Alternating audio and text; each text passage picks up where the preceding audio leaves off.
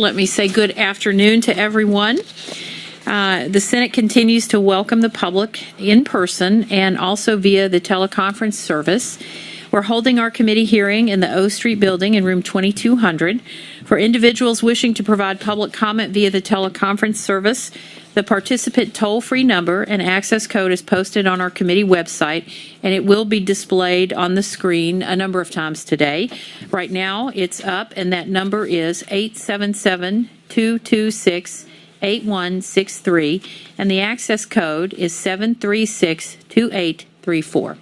And on behalf of our court reporter, I would ask all speakers, my colleagues, and witnesses alike to speak slowly and clearly. If we need to slow you down or have you repeat something, we will ask, but it is for that purpose so that we can record the testimony. Before we begin today's agenda, we need to establish a quorum. And a reminder to my colleagues, you'll need to turn on your microphones for the roll call and every time that you vote. And with that, Madam Secretary, will you please call the roll? Laird. Here. Laird here. Ochoa Bogue. Here. Ochoa Bogue here. Smallwood Cuevas. Here. Smallwood Cuevas here. Grove. Here. Grove here. Atkins. Here. Atkins here. Thank you. I don't often do this because I don't always have this information, but I'm aware that it is John Waldy's birthday today, and oh, good, he didn't leave. He gets to be embarrassed as we wish him a happy birthday, and so thrilled you could join us for this Rules Committee meeting on your birthday. We're not going to sing, Madam Vice Chair. That would be over the top even for the rest of us to have to endure. If there are no objections, I'm going to dispense with some items that we can dispense with quickly. I'd like to take up first on today's agenda the governor's appointees not required to appear, and I'm going to separate one out at the request of a member of the committee. So I would entertain a motion on Item 2, governor's appointees not required to appear. D and E, those are two members of the State Athletic Commission. D and E, and then G is to the Seismic Safety Commission. So moved. Thank you, Madam Vice Chair. Madam Secretary, will you call the roll? Laird. Aye. Laird aye. Ochoa Bogue. Aye. Ochoa Bogue aye. Smallwood Cuevas. Aye. Smallwood Cuevas aye. Grove. Aye. Grove aye. Atkins. Aye. Atkins aye. 5-0. 5-0, thank you. Colleagues, I would entertain a motion on item 2F. That is a member of the Boating and Waterways Commission. A motion. So move. Thank you, Senator Laird. Madam Secretary, will you please call the roll? Laird. Aye. Laird aye. Ochoa Bogue. No. Ochoa Bogue no. Smallwood Cuevas. Aye. Smallwood Cuevas aye. Grove. No. Grove no. Atkins. Aye. Atkins aye. 3-2. 3-2. Colleagues, thank you. I would take a motion on item 3, reference of bills to committee. So moved. Thank you, Madam Vice Chair. Call the roll. Laird. Aye. Laird aye. Ochoa Bogue. Aye. Ochoa Bogue aye. Smallwood Cuevas. Aye. Smallwood Cuevas aye. Grove. Aye. Grove aye. Atkins. Aye. Atkins aye. 5-0. 5-0, thank you. I will now take up item 4 and 5 together unless I'm asked to do it separately. But the next items are 4 and 5. This is about retired annuitants to allow Kip Lipper and Bob Ruffner to return to the Senate as retired annuitants prior to the passage of the 180-day from the date of their retirement. So move. Yes, but may I ask a question? Yes, Madam Vice Chair. So, can I get a copy of the policy for retired annuitants? I know that they go through rules within 6 months and afterwards, but afterwards, is there a policy do we have in place? We do, and the Secretary of the Senate can make sure that you get that Okay, thank ASAP. Thank you. Thank you. Okay, Madam, did you make the motion? Senator Laird made the motion. Madam Secretary, will you please, do you want it before we vote, or do you? Okay. Madam Secretary, will you please call the roll? Laird. Aye. Laird aye. Ochoa Bogue. Aye. Ochoa Bogue aye. Smallwood Cuevas. Aye. Smallwood Cuevas aye. Grove. Aye. Grove aye. Atkins. Aye. Atkins aye. 5-0. Thank you very much. We have a number of floor acknowledgements. It would be items 6 through 10. So take a look. I would entertain a motion on that. I would move items 6 through 10. Okay, thank you, Senator Laird. Making sure people are looking. Okay, Madam Secretary, will you please call the roll? Laird? Aye. Laird, aye. Ochoa Bogue? Ochoa Bogue, aye. Smallwood Cuevas? Aye. Smallwood Cuevas, aye. Grove? Aye. Grove, aye. Atkins? Aye. Atkins, aye. 5-0. Colleagues, thanks so much. We will now return to governor's appointees required to appear, and we're going to start with item 1A, and that would be, I will invite up Yana Garcia, JD. This is for Secretary of the Environmental Protection Agency. We want to say welcome to you. And as you come up and get situated, please take your time. Invite you to acknowledge anyone you would like that might be with you or that you want to acknowledge or thank, and then make some opening comments, and then we'll go right to members of the committee for questions and our comments. So, welcome. Am I on? You are. Great. Perfect. Thank you. I will just acknowledge my husband, who's here with me. We thought about bringing our 16-month-old, but we thought against that at the last minute. Could have been a little bit more That's good. You know, entertaining for all of you. babies upstage us all the time. So, Well, I didn't want her to upstage me, so. very good. Yeah. Thank you so much for the time, first and foremost, Madam Chair, Vice Chair, members of the committee. Not only for the questions that you sent, which I very much appreciated, but also specifically for taking the time to connect over the past couple of weeks. I've really enjoyed the time spent and enjoyed hearing from you all, appreciated the concerns that you raised, which I share, concerns for our state facing a number of challenges. And I do appreciate the opportunity to tell you a little bit more about me and how I got here, which I think in some ways is a story you've probably heard before. I'm an attorney. I've worked in government. I worked closely with and advised 2 secretaries before me, and I've focused my career on environmental law and regulation. There may be also some things about me that you have not seen. I am only the 2nd woman to be appointed to this role, and I'm the first Latina. I'm a lifelong Californian. I'm an Oakland girl by upbringing, and I still live there today. I'm a 2nd-generation Chicana with family that spans from the Bay Area to Los Angeles and Mexico. My community, my family, my friends, neighbors, chosen family, are artists, they're educators, small business owners. They work in health, some in energy, many in social services. And at the end of the day, they, like me, are everyday Californians. Now, what I bring to this job, which, as you all know very well, is more than a job, is a dedication to achieving outcomes that work for all Californians. Over the past 3 years, we saw, on top of the health and economic impacts of the COVID-19 pandemic, raging wildfires with lingering smoke impacts sparing almost no community across our state. We've seen drought followed by extreme rainfall and storms, showing us that these are unpredictable times, unprecedented times, and we face some extraordinary challenges, the scale of which can be overwhelming. And I bring a deep dedication to breaking down complex challenges into solvable pieces. The challenges we face have been decades in the making. I know we are not going to solve these overnight.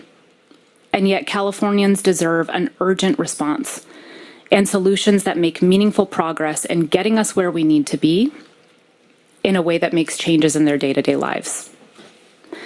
They also deserve meaningful partnership and a seat at the table as we approach the decisions that affect their lives. Now, Madam Vice Chair and Senator Ochoa Bogue, I appreciated the conversations we had about the importance of accounting for all impacts, intended and unintended, from our transition away from fossil fuels. I know that we agree that the climate crisis deserves our urgent attention. And while we are all well on the path to rapid deployment of zero-emission vehicles across the transportation sector, as we move forward, you have my commitment to bringing diverse perspectives to the table, and to always examining who may not be reflected in our decision-making so that we can bring them in.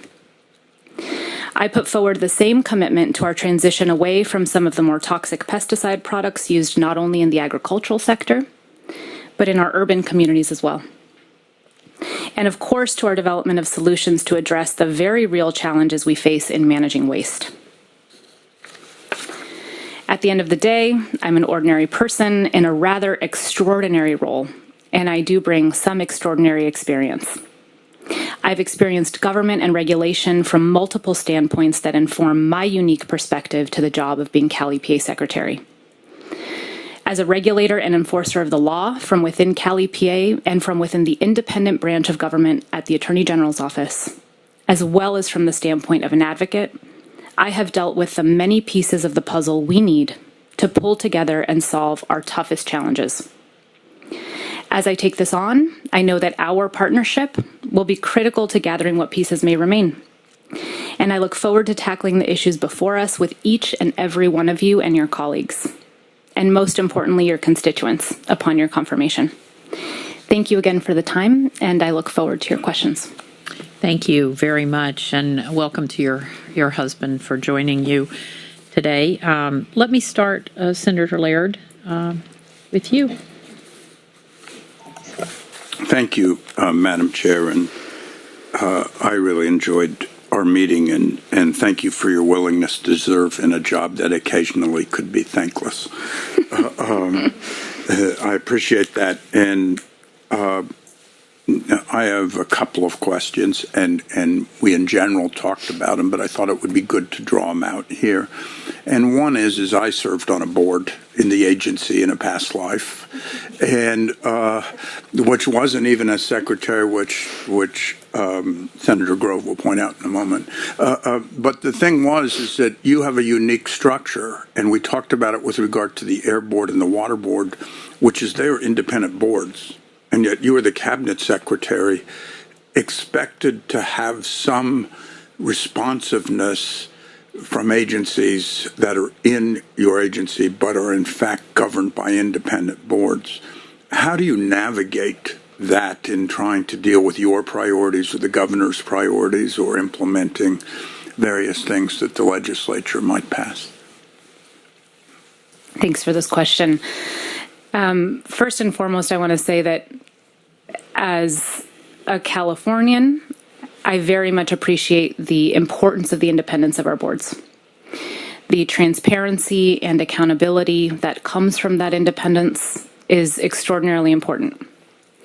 And I think what binds us together is an interest in seeing real outcomes on the ground and implementing an agenda around achieving real policy outcomes. And a couple of the ways in which we do this at Cal EPA on a practical level is, one, I have very consistent touch points with our board chairs. You know, we obviously share the experience and role of being governor's appointees and needing to implement and coalesce around a shared agenda to preserve and enhance the environment and protect environmental quality, as well as protecting communities. Coalescing around those shared goals and ensuring that we are developing metrics to show our success, metrics that show us where we still need to make progress, is critically important. And ensuring that we use the public space of their board hearings, their interactions with all stakeholders, to vet out issues as they arise, to vet out the ways in which we need to refine our approach, is very important to me. So I would say that I use their independence to the benefit of achieving our agenda, and make sure that we are centered around the North Star of achieving good environmental outcomes for all. I appreciate that. And let me just say, I worked for a governor who was driven crazy by that independence. So I appreciate the steps that you are making in that regard. That was very good. And the other question I wanted to ask is actually in your departments on the other side of the ledger, and that is two in particular, but the Department of Toxic Substance Control and to some extent the Department of Pesticides have had their issues in recent years in terms of being together, being responsive, not having a backlog. So on the other side of the ledger, how do you work with them to help them address those issues in a way that it gets them up to speed? Mm-hmm. Well, I'll start with the Department of Toxic Substances Control. I think as you all saw, the Board of Environmental Safety members coming into that role, stepping into what is a very new role for them within the department, provides us an opportunity to create a public-facing space and in many ways a sort of check on the work of the department. A space where the department can receive input from all stakeholders on the approach that it's taking to cleanups, the approach it's taking to permit appeals, to financial assurances, and that's been really important and very helpful as they undertake meaningful change. I don't mean to discount the challenges that we face in the waste sector. I think that the role that the board can play is very important, and I maintain a very direct relationship with Meredith, with Dr. Williams, in her role as director. For the Department of Pesticide Regulation, likewise, they are undertaking a good amount of change. I think what we know now about the toxicity in many known chemicals that are used in pesticide products shows us that we have to transition away to safer alternatives. And that has forced the department into a process to also hear from all stakeholders, to also bring everyone to the table through work groups and other spaces where they're having challenging conversations, but necessary conversations about where we want to go over the next few decades in pulling some of the more toxic pesticide products from conventional use. And I think what we'll see is a good amount of process change, institutional change, but ideally real pollution reduction on the ground, both in the hazardous waste sector and in the pesticide space. Thank you very much. I really appreciate the response to both questions. Thank you. Madam Vice Chair. Thank you, Madam Chair. First of all, thank you very much for all the time you spent with me yesterday. I know it was probably a grueling hour and 20 minutes in my office, but I do appreciate the time that you gave me. I know we talked at length about several subject matters, a couple that I was asked to ask you on behalf of other members, which I won't bring up today, but I appreciate all your responses that you gave me. And I appreciate what appeared to be your empathy with some of the situations that we face.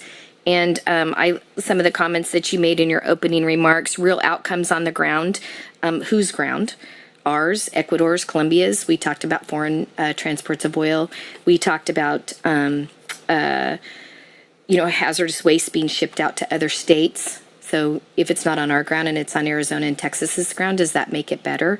We talked about all those things. And then you mentioned on the North Star, good environmental, focus on the North Star and good environmental outcomes for all. So just based on your opening comments and the comments that are the questions that we asked yesterday, or I asked you yesterday, just to have them on the record, my colleagues hear this all the time. We import oil from Ecuador, mainly over 50% of that product that California purchases. And I know this is not in your complete purview, but I asked you questions about the Air Resources Board. It's 27 million metric tons to bring a ship here in order for us to use the oil that we consume as Californians. We're consuming it. But the Cal EPA or CARB only records the usage or the emissions output from these ships within the 12-mile radius of the shoreline of California, but not in federal waters. And you were going to research that and get back to me. Were you able to do that, or do I need to is there more time and you can provide that to my office later at a later date? To the specific question on the emissions from ships, I think we would like to provide you a better answer, okay, a more specific answer. But I will say that in the process that the Air Resources Board is undertaking to examine the low carbon fuel standard as an example.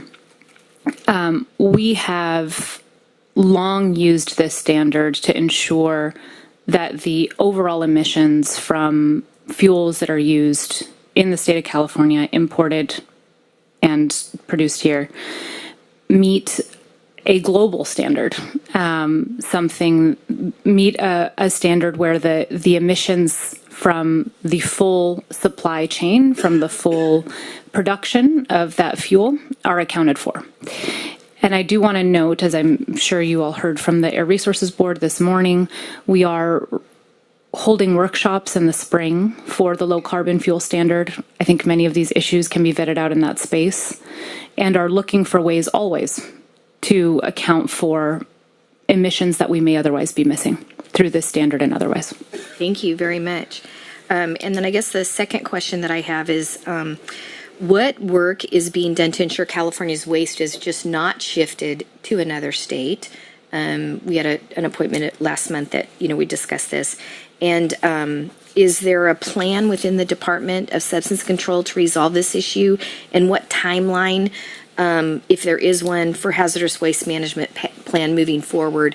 Because when we had the other conferee here last month, she made a statement that, and I don't recall her name. Do you guys? For which? Department of Toxic Substances. Anyways, but she made the statement that we get rid of over 50% of our produced waste here, and we ship it to other states. So I'm just curious if there's a reason why, and is there a plan that keep it more here so we just don't, ship our waste that we can, we're consuming and producing it, but it's like it's NIMBYism at best to me. Mm-hmm. We just don't keep it. We don't produce oil here under the safest, strictest environmental quality processes. We get it from countries that just abuse, we abuse the environment and labor. And then again, with our waste, it's NIMBYism. We ship it someplace else. So is there a plan to make sure that we address that issue or not? We talked about this a little bit yesterday as well, and I appreciate the conversation. Very, very relevant. First, just for some context, even in the non-hazardous waste context, we produce currently more than 1 ton of trash for every Californian per year. We have a major problem there, to put it mildly, that finds its root in our consumption. And the solutions that we have to build require multiple standpoints, multiple actors, and multiple players. And I just want to put out there that this will be something that we will be solving over the years to come. In the hazardous waste context, the number of hazardous waste facilities in our state, and this is a good thing, have gone down since the 80s and 90s, and we should be proud of that. To the point on whether this is sort of NIMBYism, that we have environmental protections here in the state of California, I think under no circumstances should we compromise the environmental protections that we have here. We want to see those in other states as well, and I am as unsatisfied, I think, as many of you are, that we are currently shipping out as much waste as we are. It is not what we want to be doing. There is a hazardous waste management plan that the department is working on that will be released imminently, will be sent to the Board of Environmental Safety, and will be an iterative document. Per statute is due in 2025, but I would like to see that timeline tightened given where we are. And what that management plan will do is really break up how we are producing hazardous waste, where we are siting it, what the capacity of our current hazardous waste facilities truly is. And we hope we'll have some input on what the mitigation packages, what the mitigation measures are that we are okay with to be able to treat our hazardous waste in state. Again, I am as unsatisfied as you with the issue of us shipping out our hazardous waste. I want us to be able to treat that hazardous waste here, and I know that DTSC shares that priority. That is an administration priority, and we will be looking to do that through a planning process in the months to come. Thank you. And I know it's a top of the news cycle, because of the stuff that happened in Palestine, and we do ship it. I think we do a lot of rail and transportation on trucks. But I appreciate you at least putting that to the forefront to making sure that we do address that issue, because again, I use the word NIMBYism. It's we produce it here, and then we dispose of it in other states. And the transportation and the exposure that we have transporting that from state to state. So thank you very much. And thank you again for your gracious time yesterday. Of course. Thank you. Thank you, Madam Vice Chair. Senator Ochoa Bogue. Such a pleasure to see you today. I thoroughly enjoyed our conversation yesterday, and I think they were going to be longtime friends too, with regards to the issues. And I very grateful for the life experience that you're bringing to the table and the insight that you are bringing forth and the considerations. I'm grateful for the conversations. I see we had very similar conversations as with Senator Grove with the questions she asked and the concerns that she has. I'm just going to, for the record, and I know we discussed it a little bit yesterday with the vision, the administration's vision for the environment and being at the forefront of leadership on that end, and working with the groups that you have in as an attorney, which, by the way, so proud of you, so proud. As a Latina here, I'm so proud of your accomplishments. Thank you. Quite the role model for sure for many of our youth. But I wanted to know, in this capacity, you've come from a background of activism and have participated in quite a bit of lawsuits that have impacted much of issues that impact our region. But in this role, in this capacity, you are now representing all Californians, not just one industry, one angle, one advocacy group, but now you have the responsibility of how these laws or this plan, this vision impacts all Californians. So for the record, and I know you stated in your opening remarks, how do you plan on engaging all stakeholders in creating the communications, the lines, the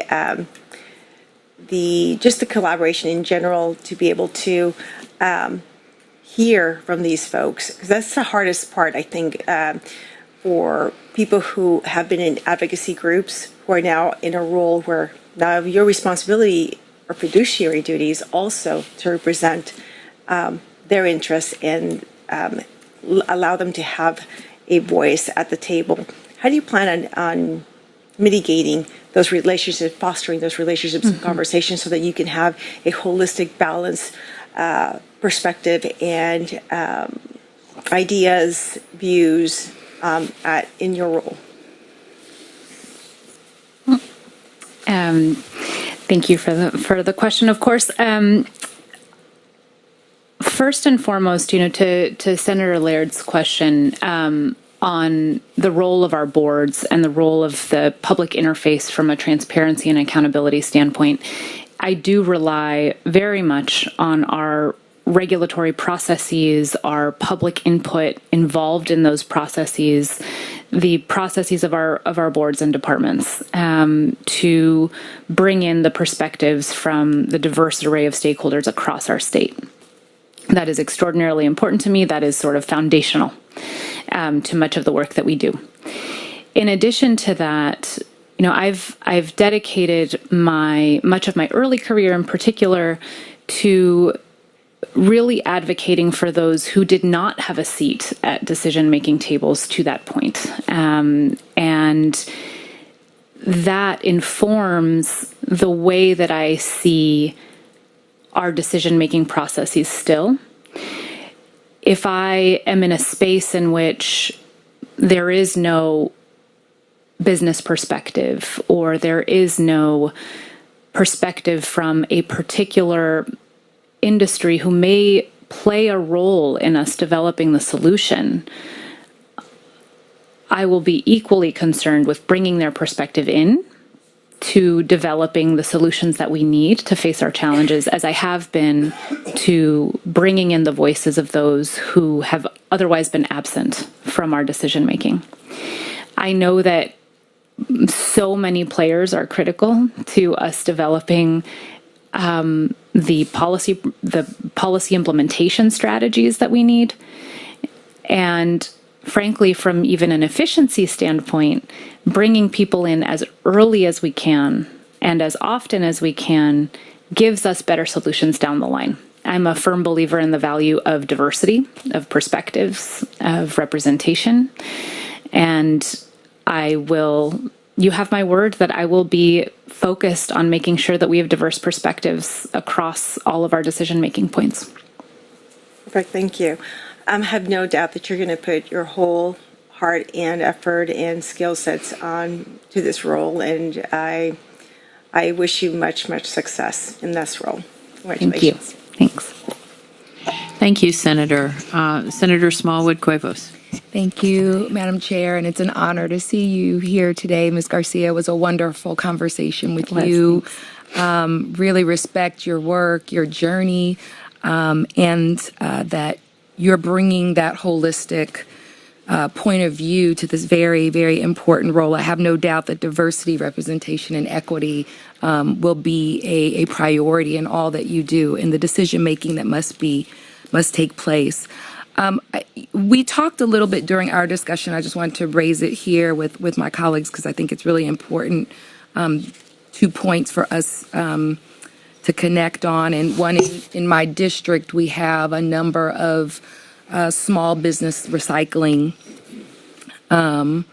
firms that are really feeling that pressure and that squeeze. One, in terms of what's happening in the global markets, in terms of folks not wanting to buy our recycling goods, and on the other hand, just our way of reimbursing those companies. Those two things are not adding up in a way for these businesses to really be able to not just thrive, but to survive in this moment. And, we know that there's been this investment in the Office of Innovation to bring the circular economy to vulnerable communities and to make it work for them, both in a sustainability way, environmentally, but economically. So can you talk about sort of the macro and micro issues related to the circular economy, and as the EPA secretary in this role, how would you tackle this thing that is both, central to the state's goals, but also has this global implication that we have to always balance? Can you share your approach around this issue? Sure. So CalRecycle has a very important role to play in this space. And one of the things that I've been in direct conversations with our director Wagner about since I started is really thinking about how we can build in more consistent evaluation points to assess the processing payments, which are payments given based on the cost of recycling, and something that makes a really big difference for low-income Californians, for extremely low-income Californians. And one thing that we've done that I hope will make a difference, because we've seen such price fluctuation over the past few years in particular, is increase the touch points, the times in which we are able to reassess those payments, rather than doing them on an annual basis, doing them more quarterly, particularly where we're seeing patterns of fluctuation, and we're hoping that will make a difference. We also are seeing models on the ground across the state, particularly in places like Los Angeles, that are showing us that locally we can meet our 75% recycling rate by 2030 target. This is a target that statewide seems overwhelming, but at the local level, is something that we're seeing is doable. And granted, not everything that works in LA works everywhere else. We know that, just as is the case in the Bay Area and everywhere, really. But what we're seeing in Los Angeles is giving us a lot of hope for how we can meet our targets. And I think we need to continue to be committed to making sure that we're assessing those processing payments in a way that honors the role that they play for low-income communities across our state. For the Deputy Director of the Office of Innovation and standing up that office, I actually want to say here, we could use some support. We have advertised the position 3 times, and we need good candidates. So to the extent you all have thoughts on who good candidates might be, maybe staff we can poach, constituents, anyone that you think would be good, please feel free to let us know and show them the information, and we can follow up with that for each and every one of you. We'll definitely be in touch on that. And I appreciate the update about us meeting those goals. And, this is one of those areas of work where we see so many of our residents having to use this as an opportunity of bridging their ability to make it to the next month in terms of their ability to have food on the table, pay their rent. So I'm glad to see that it's working. How do we make it work stronger? My last question has to do similar to this triple bottom line of racial equity and economic equity and environmental equity. And we talked a lot about the importance of the changing economies. We talked about the ways in which our community is about to make this shift, the state leading the way, where we see us moving into this green economy, new jobs, new opportunities. And we also know that there are workers that are going to need to transition into those new jobs. And at the same time, there are certain communities that have been skipped over in other industrial shifts. Economic shifts, particularly Black and brown immigrant women. And we talked a lot about the framework for how we begin to set a standard for setting goals in workforce that really mirror our environmental goals as a state. And I wanted to hear more about how you see the EPA helping to facilitate that workforce transition to ensure that those folks, and certainly my communities, are still reeling from the industrial shift to the service shift. And we're talking about 40 years later, right? How do we ensure that those communities that are overburdened often with environmental injustice and economic inequities, how do we center them in this transition? And what role can you play in supporting bringing this new green workforce online? And I appreciated the conversation we had about this too, and really appreciate your interest in this area. This is an important piece of not just our environmental agenda, but the importance of having institutions that reflect our state. So first, in terms of the transition and bringing in workers and labor, the lessons that I learned coming up specifically in the environmental justice movement, really inform the way that I approach particularly some of the intersections around worker safety and workers' rights and environmental safety and pollution reduction.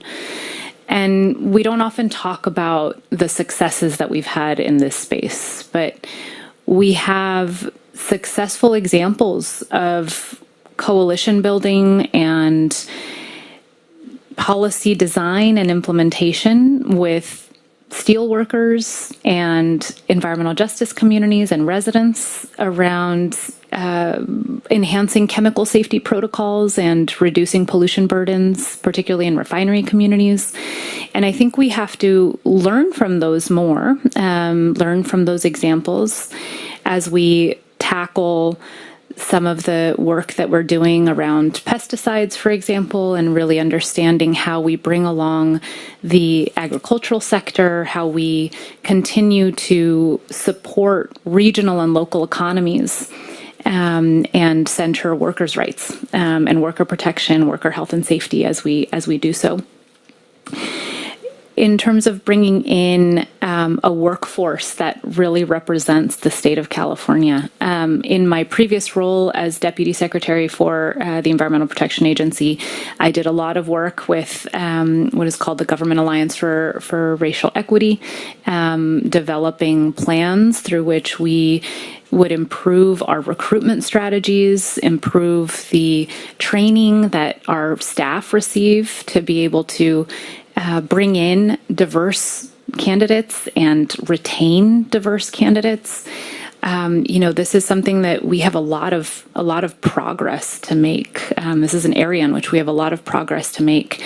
And part of it is being out in community and understanding how our investment in wastewater infrastructure, sanitation, some of the charging infrastructure that we will have will lead to jobs, and understanding what those jobs are. What are the training partnerships that are associated with those? How can we make that all a part of our environmental strategy? It must be.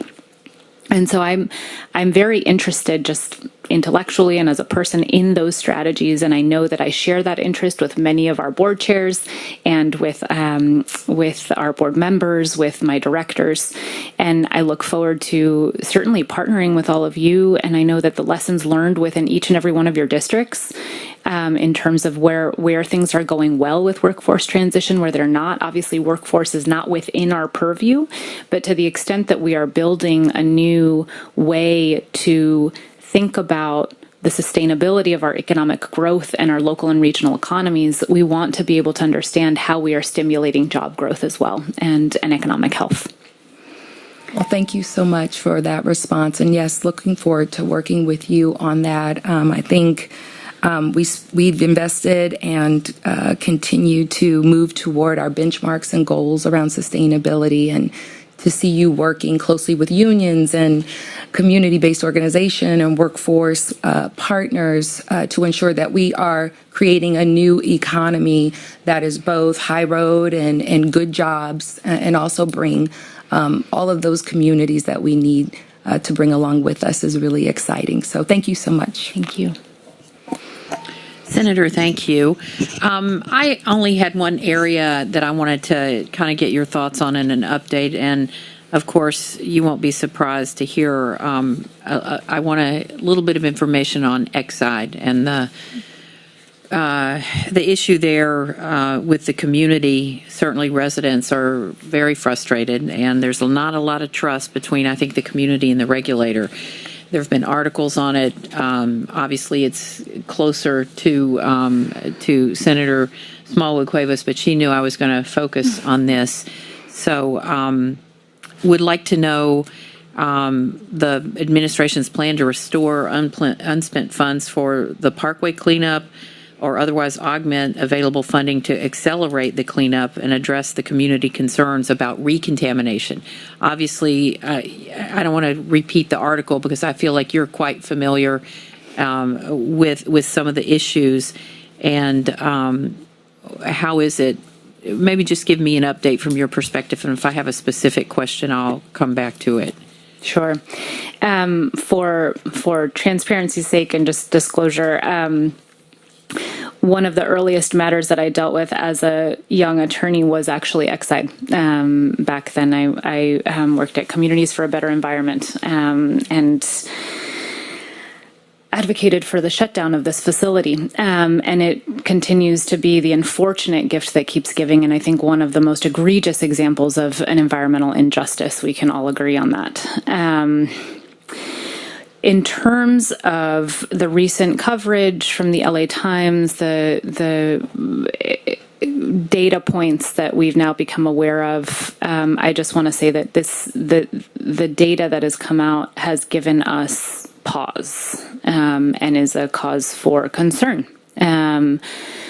The contract process is actually underway right now for a renewal of the contract, which frankly gives us an opportunity to reevaluate how we are approaching the new contract and what types of community protections and input we can incorporate into that process. And so that's something that we are working on actively right now, thinking about how we address community concerns about lead that may be left on their properties, recontamination, many of the issues that have come up. We fully intend to deal with that through the next contracting process, as well as through potentially additional sampling, although we're trying to determine what that might look like in the months to come.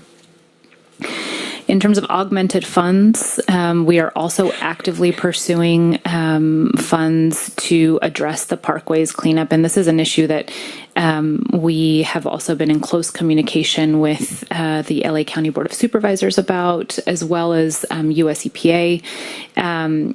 And I will just say for now, we intend to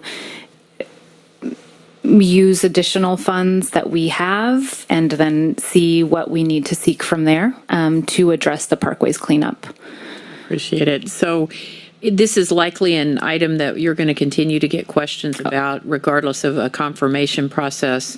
I think a number of members, regardless of where we represent, have concerns about the broader issues of how we address things like that. Obviously, you're well familiar, given the multiple sides you've participated in, but existing residents who maybe are not satisfied and still, if it looks like there's still contamination above levels of acceptability, hopefully we are going to address that issue.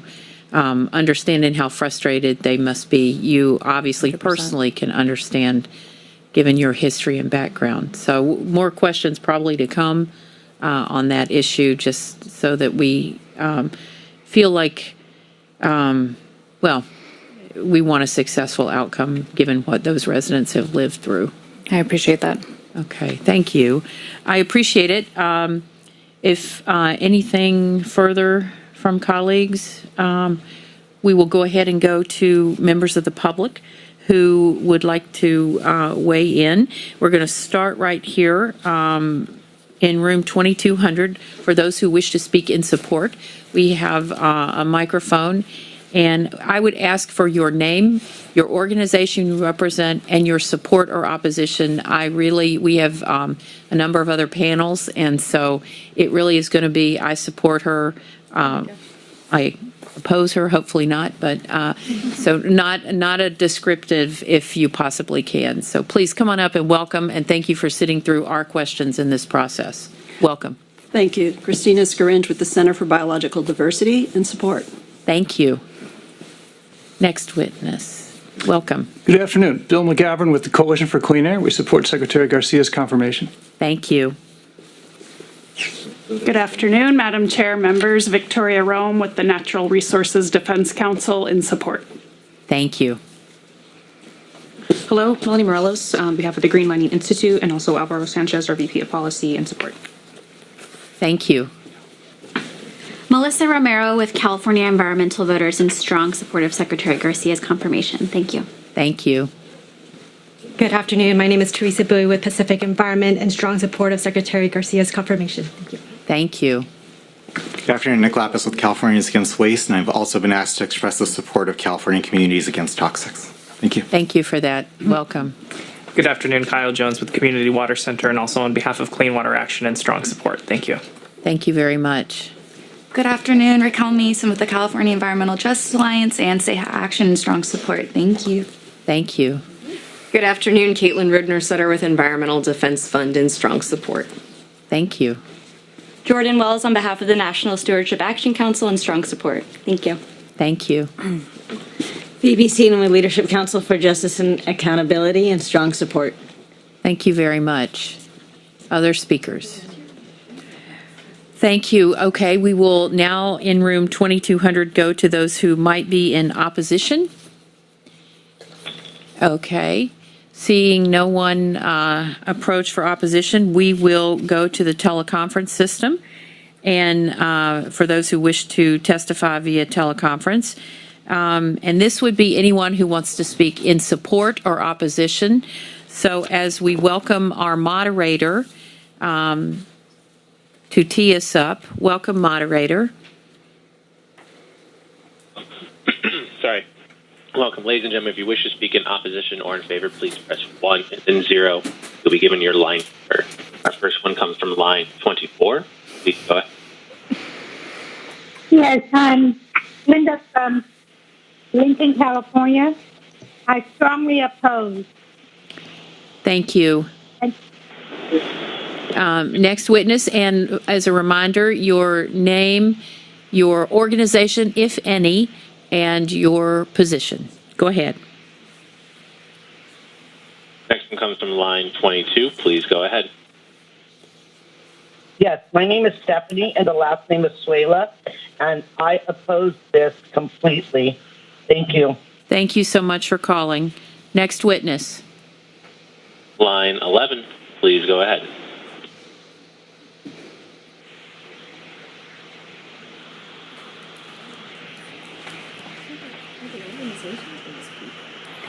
Your line is open.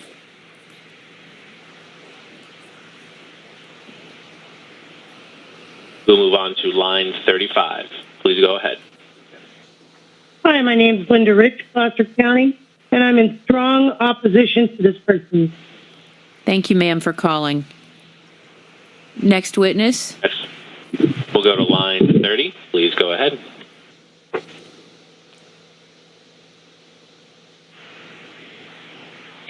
Oh, yeah. Hey, this is Michael Joseph of the People Don't Need Government Authority, and I strongly support or oppose? Disagree. Oh. Got it. Yeah, all the above. Okay. Thank you so much, sir. Enjoy yourself. Next witness. Next comes from line 18. Please go ahead.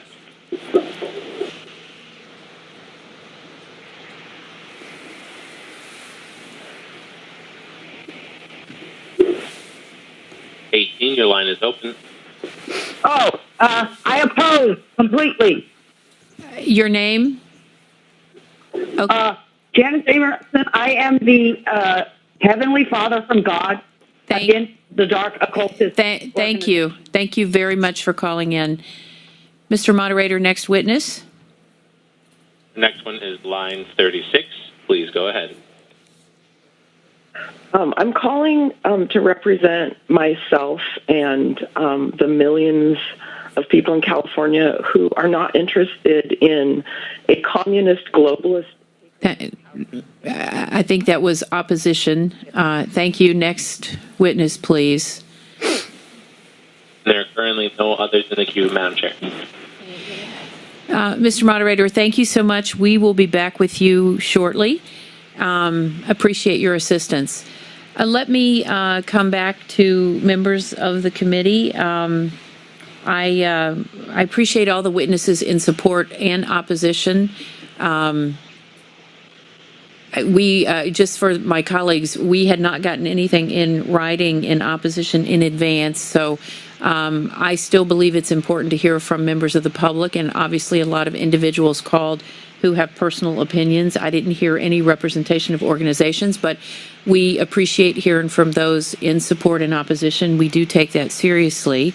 With that, colleagues, a motion or comments or further comments or questions or a motion? Senator Laird. Well, I would make the comment that I thought the candidate has been incredibly responsive to the questions and responsive to the issues that have been raised both in our private meetings and public meetings and will serve us very well. And I'm pleased to move the confirmation of Yana Garcia as Secretary of the Environmental Protection Agency. Senator Laird, thank you so much. Okay, colleagues. Madam Secretary, will you please call the roll? Laird? Aye. Laird, aye. Ochoa Bogue? Not voting. Ochoa Bogue, not voting. Smallwood Cuevas? Aye. Smallwood Cuevas, aye. Grove? Not voting. Grove, not voting. Atkins? Aye. Atkins, aye. 3-0. 3-0. This will be moved on to the full Senate for confirmation, and we appreciate your being here today and your thoughtful responses to our difficult questions. Thank you. Thank you. Congratulations. Thanks. We are going to take a 5-minute break as we switch over, and thank you all for your patience in being here today. We'll be back in 5 minutes.